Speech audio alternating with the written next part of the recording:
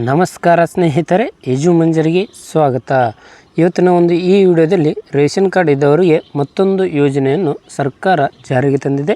ಈ ಯೋಜನೆಗೆ ಯಾರು ಅರ್ಹರು ಹಾಗೂ ಈ ಯೋಜನೆಗೆ ಅರ್ಜಿಯನ್ನು ಯಾವ ರೀತಿ ಸಲ್ಲಿಸಬೇಕು ಮತ್ತು ಇನ್ನಿತರ ಎಲ್ಲ ವಿಧಾನಗಳನ್ನು ಈ ವಿಡಿಯೋ ಮೂಲಕ ಎಲ್ಲ ಮಾಹಿತಿಯನ್ನು ತಿಳಿದುಕೊಳ್ಳೋಣ.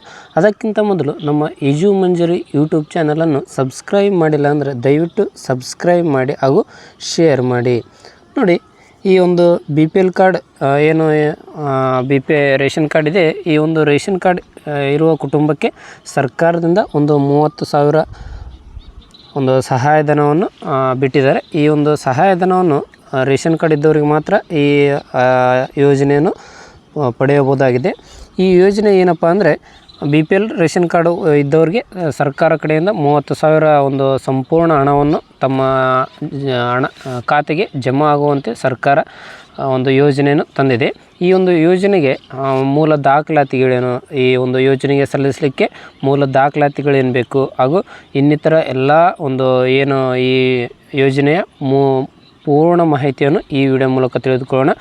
ನೋಡಿ, ಗೃಹಲಕ್ಷ್ಮಿ ಯೋಜನೆ ಆಗಿರ್ಬೋದು ಅಥವಾ ಅನ್ನಭಾಗ್ಯ ಯೋಜನೆ ಆಗಿರ್ಬೋದು, ಗೃಹ ಜ್ಯೋತಿ ಯೋಜನೆ ಆಗಿರ್ಬೋದು, ಇನ್ನಿತರ ಎಲ್ಲ ಮಾಹಿತಿಗಳನ್ನು ನಮ್ಮ ಯಜು ಮಂಜರಿ ಯೂಟ್ಯೂಬ್ ಚಾನಲ್ ಮಾಹಿತಿಯನ್ನು ತಿಳಿಸುತ್ತದೆ. ನೋಡಿ, ಈ ಮಾಹಿತಿಗಳನ್ನು ಸರ್ಕಾರದ ಇಲಾಖೆ ಕಡೆಯಿಂದ ಹಾಗೂ ಸರ್ಕಾರ ಏನು ಬಿಟ್ಟಿರುವ ಲಿಂಕ್ಗಳಿದ್ದಾವೆ, ವೆಬ್ಸೈಟ್ಗಳಿದ್ದಾವೆ, ಆ ವೆಬ್ಸೈಟ್ಗಳ ಮೂಲಕ ಮಾಹಿತಿಯನ್ನು ಪಡೆದುಕೊಂಡು ಈ ಯಜು ಮಂಜರಿ ಯೂಟ್ಯೂಬ್ ಚಾನಲ್ ಮೂಲಕ ಸಂಪೂರ್ಣ ನಿಖರವಾದ ಮಾಹಿತಿಯನ್ನು ತಿಳಿಸುತ್ತಿದ್ದೇವೆ.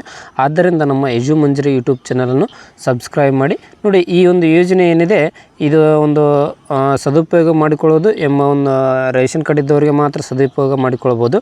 ಈ ಯೋಜನೆ ಏನಪ್ಪ ಅಂದರೆ, ಬಿ ಪಿ ಎಲ್ ಕಾರ್ಡ್ ಸರ್ಕಾರ ಬಿ ಪಿ ಎಲ್ ಕಾರ್ಡ್ ಇದ್ದವ್ರಿಗೆ ಸಹಾಯಧನ ನೀಡಬೇಕಂತೇಳಿ, ಅಂಥವ್ರಿಗೆ ಪ್ರೋತ್ಸಾಹ ನೀಡಬೇಕಂತೇಳಿ PM ಸೂರ್ಯಗೃಹ ಯೋಜನೆಯನ್ನು ಜಾರಿಗೆ ತರ್ತಾ ಇದೆ. 30,000 ಮನೆಯ ಮೇಲೆ ಸೌರ ವಿದ್ಯುತ್ ವ್ಯವಸ್ಥೆಯನ್ನು ಹಾಕಲು ಸಹಾಯ 30,000 PM ಸೂರ್ಯಗೃಹ ಯೋಜನೆಯನ್ನು ಜಾರಿಗೆ ತರ್ತಾ ಇದೆ.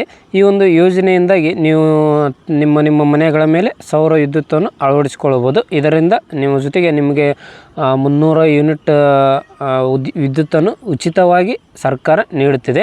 ಈ ಯೋಜನೆಯು 1 ಕಿಲೋಮೀಟರ್ ವ್ಯವಸ್ಥೆಗೆ ರೂಪಾಯಿ 30,000 ಏನಿದೆ, ಆ 2 ಕಿಲೋ ವ್ಯವಸ್ಥೆಗೆ 75,000 ಹಾಗೂ 3 ಕಿಲೋಮೀಟರ್ ವ್ಯಾಟ್ಗೆ ಹೆಚ್ಚಿನದಾಗಿ 80,000 ಸಬ್ಸಿಡಿಗಳನ್ನು ನೀಡಲಾಗ್ತದೆ. ನೋಡಿ, ಅದು 1 ಕಿಲೋ ಏನು ವ್ಯಾಟ್ ಆ ಥರ ಇದೆ, ಆ ಎಲ್ಲ ವ್ಯಾಟ್ನ ಮೇಲೆ ಈ ಧನ ಸಹಾಯವನ್ನು ಮಾಡಲಾಗ್ತಾ ಇದೆ. ಈ ಧನ ಸಹಾಯ ಇದೆ, ಈ ಮನೆಗಳ ಮೇಲೆ ಸೌರ ಏನು ವಿದ್ಯುತ್ತನ್ನು ಅಳವಡಿಸ್ಕೊಳ್ಬೋದು. ಈ 300 ವ್ಯಾಟ್ಗಳನ್ನು ಸಹ ಉಚಿತವಾಗಿ ಸರ್ಕಾರ ನಿಮಗೆ ನೀಡ್ತದೆ ಇದನ್ನು ಅಳವಡಿಸ್ಕೊಳ್ಳೋದ್ರಿಂದ. ಮತ್ತು ಅದರ ರೀತಿಯಾಗಿ ಇನ್ನಿತರ ಇದರ ಮಾಹಿತಿಗಳೇನಪ್ಪ ಅಂದರೆ, ಉಚಿತವಾಗಿ ಅವರೇ ಬಂದು ಕೊಟ್ಟು ಹೋಗ್ತಾರೆ ಸರ್ಕಾರದ ಕಡೆಯಿಂದ. ನೀವು ಇದನ್ನು ಸಂಪೂರ್ಣವಾಗಿ ಸದುಪಯೋಗ ಪಡಿಸ್ಕೊಳ್ಬೋದು. ಇದೇ ರೀತಿಯಾಗಿ ಗೃಹಲಕ್ಷ್ಮಿ ಏನು ಸಂಬಂಧಿಸಿದಂತೆ ಇನ್ನು ಜೂನ್ ಮತ್ತು ಜುಲೈ ತಿಂಗಳಿನ ಹಣ ವರ್ಗಾವಣೆ ಆಗಿರೋದಿಲ್ಲ, ಮಹಿಳೆಯರ ಖಾತೆಗೆ ಬಂದಿರೋದಿಲ್ಲ ಅಂತೇಳಿ ತುಂಬ ಜನ ಕೇಳ್ತಾಯಿದ್ರು. ಇನ್ನೂ 8ರಿಂದ 10 ದಿವಸದೊಳಗಾಗಿ ಮಹಿಳೆಯರಿಗೆ ಗೃಹಲಕ್ಷ್ಮಿ ಮತ್ತು ಅನ್ನಭಾಗ್ಯ ಯೋಜನೆ, ಗೃಹಲಕ್ಷ್ಮಿ ಅಂತರೂ ಮೇ ತಿಂಗಳು ಲಾಸ್ಟ್ ಆಯಿತು. ಅದೇ ರೀತಿಯಾಗಿ ಜೂನ್ ಮತ್ತು ಜುಲೈ ಯಾವುದೇ ರೀತಿಯಾಗಿ ಹಣ ವರ್ಗಾವಣೆ ಆಗಿಲ್ಲ. ಲಕ್ಷ್ಮೀ ಹೆಬ್ಬಾಳ್ಕರ್ ಸಚಿವರೇನಿದ್ದಾರೆ, ಅವರು ನ್ಯೂಸ್ನಲ್ಲಿ ಇನ್ನೂ 8ರಿಂದ 10 ದಿವಸದೊಳಗಾಗಿ ಮಹಿಳೆಯರ ಖಾತೆಗೆ ನೇರವಾಗಿ ಹಣವನ್ನು ವರ್ಗಾವಣೆ ಮಾಡಲಾಗ್ತಾ ಇದೆ ಅಂತೇಳಿ ಹೇಳಿಕೆಯನ್ನು ನೀಡಿದ್ದಾರೆ. ಈ ಸರ್ವರ್ ಬ್ಯುಸಿ ಇರುವ ಕಾರಣ ಅಥವಾ ತಾಂತ್ರಿಕ ಸಮಸ್ಯೆ ದೋಷದಿಂದ ಇಷ್ಟು ದಿವಸ ಮಹಿಳೆಯರ ಖಾತೆಗೆ ಹಣ ವರ್ಗಾವಣೆ ಆಗಿಲ್ಲ. ಈ ಎಲ್ಲ ಹಣವನ್ನು ಏನು 2 ತಿಂಗಳ ಬಾಕಿ ಇರುವ ಹಣವನ್ನು ಮಹಿಳೆಯರ ಖಾತೆಗೆ ಆದಷ್ಟು ಬೇಗ 8ರಿಂದ 10 ದಿವಸದ ಒಳಗಾಗಿ ಹಣವನ್ನು ಎಲ್ಲ ಮಹಿಳೆಯರ ಖಾತೆಗೆ ಹಣವನ್ನು ವರ್ಗಾವಣೆ ಮಾಡಲಾಗ್ತಿದೆ ಅಂತ ಹೇಳಿದ್ದಾರೆ. ಇದೇ ರೀತಿಯಾಗಿ ಆ ಹಣವನ್ನು ವರ್ಗಾವಣೆ ಮಾಡ್ತಾರಲ್ಲ, ಆ ಹಣವನ್ನು ವರ್ಗಾವಣೆ ಮಾಡಿದ ನಂತರ ಯಾವ ಜಿಲ್ಲೆಗಳಿಗೆ ಹಣವನ್ನು ವರ್ಗಾವಣೆ ಮಾಡ್ತಾರೆ ಮತ್ತು ಯಾವ ಜಿಲ್ಲೆಗಳಿಗೆ ಮೊದಲಿಗೆ ಹಣ ವರ್ಗಾವಣೆ ಆಗ್ತದೆ ಅಂತೇಳಿ ಮುಂದಿನ ವಿಡಿಯೋದಲ್ಲಿ ತಿಳಿಸುತ್ತೇನೆ. ಆದ್ದರಿಂದ ನಮ್ಮ ಯಜು ಮಂಜರಿ ಯೂಟ್ಯೂಬ್ ಚಾನಲನ್ನು ನೀವು ಸಬ್ಸ್ಕ್ರೈಬ್ ಮಾಡಿ ಹಾಗೂ ಬೆಲ್ ಐಕನ್ನು ಕ್ಲಿಕ್ ಮಾಡಿ. ನೋಡಿ, ಈ ಒಂದು BPL ಕಾರ್ಡ್ನಿಂದ ರೇಷನ್ ಕಾರ್ಡ್ ಹೊಂದಿದವರಿಗೆ 30,000 ಏನು ಇದು PM ಸೂರ್ಯಗ್ರಹ ಯೋಜನೆ ಇದೆ, ಈ ಒಂದು ಯೋಜನೆಯನ್ನು ಪಡೆದುಕೊಳ್ಳಲು ಒಂದು ಅಪ್ಲಿಕೇಶನ್ನು ಹಾಕಬೇಕಾಗ್ತದೆ. ಆ ಅಪ್ಲಿಕೇಶನ್ ಹಾಕಲು ಏನು ಅರ್ಹತೆಗಳು ಬೇಕು ಮತ್ತು ಮೂಲ ದಾಖಲಾತಿಗಳು ಏನೇನು ಬೇಕು ಅಂತೇಳಿ ನೋಡೋದಾದರೆ, ಮೊದಲಿಗೆ ಆಧಾರ್ ಕಾರ್ಡ್ ಬೇಕಾಗ್ತದೆ. ನೋಡಿ, ಕಡ್ಡಾಯವಾಗಿ ಈ ಒಂದು PM ಸೂರ್ಯಗ್ರಹ ಏನು ಯೋಜನೆ ಇದೆ, ಈ ಒಂದು ಯೋಜನೆಯನ್ನು ಪಡೆದುಕೊಳ್ಳಲು ನಿಮಗೆ ದಾಖಲಾತಿಗಳು ಏನೇನು ಬೇಕಪ್ಪ ಅಂದರೆ ಆಧಾರ್ ಕಾರ್ಡ್ ಕಡ್ಡಾಯವಾಗಿ ಬೇಕಾಗ್ತದೆ. ಅದೇ ರೀತಿಯಾಗಿ ನಿಮ್ಮ ಒಂದು ಗುರುತಿನ ಚೀಟಿ ಬೇಕಾಗ್ತದೆ.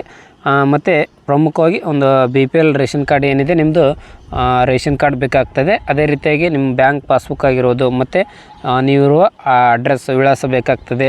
ಮತ್ತು ಇಲ್ಲಿ ಗುರುತಿನ ಚೀಟಿ ಏನು ವೋಟರ್ ID ಈ ಥರ ಇನ್ನಿತರ ಗುರುತಿನ ಚೀಟಿ ಇಲ್ಲಿ ಬೇಕಾಗ್ತದೆ. ಮತ್ತು ನಿಮ್ಮ ಒಂದು ಭಾವಚಿತ್ರ ಬೇಕಾಗ್ತದೆ, ಪಾಸ್ಪೋರ್ಟ್ ಸೈಜ್ ಇರುವ ಭಾವಚಿತ್ರ ಬೇಕಾಗ್ತದೆ. ಮತ್ತು ಅದೇ ರೀತಿಯಾಗಿ ನೀವು ಮನೆಯಲ್ಲಿ ವಿದ್ಯುತ್ ಯೂಸ್ ಮಾಡ್ತಿರ್ತೀರಲ್ಲ, ಅದರ ಒಂದು ಬಿಲ್ ಏನಿರ್ತದೆ ಕರೆಂಟ್ ಬಿಲ್ ಅದು ಬೇಕಾಗ್ತದೆ. ಅದೇ ರೀತಿಯಾಗಿ ನೀವು ಆಧಾರ್ ಕಾರ್ಡ್ನಲ್ಲಿರುವ ಒಂದು ಮೊಬೈಲ್ ನಂಬರ್ ಅದು ಚಾಲ್ತಿಯಲ್ಲಿರಬೇಕು. ಅಂತಹ ಮೊಬೈಲ್ ನಂಬರ್ ನಿಮಗೆ ಈ ಒಂದು ಅರ್ಜಿಯನ್ನು ಸಲ್ಲಿಸುವಾಗ ಕೇಳ್ತಾರೆ. ಇದು ಪ್ರಮುಖವಾಗಿ ಈ ಎಲ್ಲ ದಾಖಲಾತಿಗಳು ಸರಿಯಾಗಿರಬೇಕು. ನೋಡಿ, ಬ್ಯಾಂಕ್ ಪಾಸ್ಬುಕ್ ಇದು ಚಲಾವಣೆಯಲ್ಲಿರಬೇಕಾಗ್ತದೆ. ನೋಡಿ, ಇವಾಗ ಗೃಹಲಕ್ಷ್ಮಿ ಯೋಜನೆ ಏನಿದೆ, ಆ ಒಂದು ಯೋಜನೆಗೆ ತುಂಬ ಜನ ಹಣ ಬಂದಿಲ್ಲ, ನಮ್ಮ ಖಾತೆಗೆ ಹಣ ಬಂದಿಲ್ಲ ಅಂತ ಹೇಳ್ತಿದ್ರು. ಇದಕ್ಕೆ ಮೂಲ ಕಾರಣ ಏನಪ್ಪ ಅಂದರೆ, ಈ ಬ್ಯಾಂಕ್ ಖಾತೆ ತುಂಬ ವರ್ಷಗಳ ಹಿಂದೆ ಮಾಡಿಸಿರ್ತೀರ, ಯಾವುದೋ ಕಾರಣಕ್ಕೆ ಮಾಡಿಸಿರ್ತಾರೆ, ಅದು ವರ್ಗಾವಣೆ ಆಗಿರೋದಿಲ್ಲ.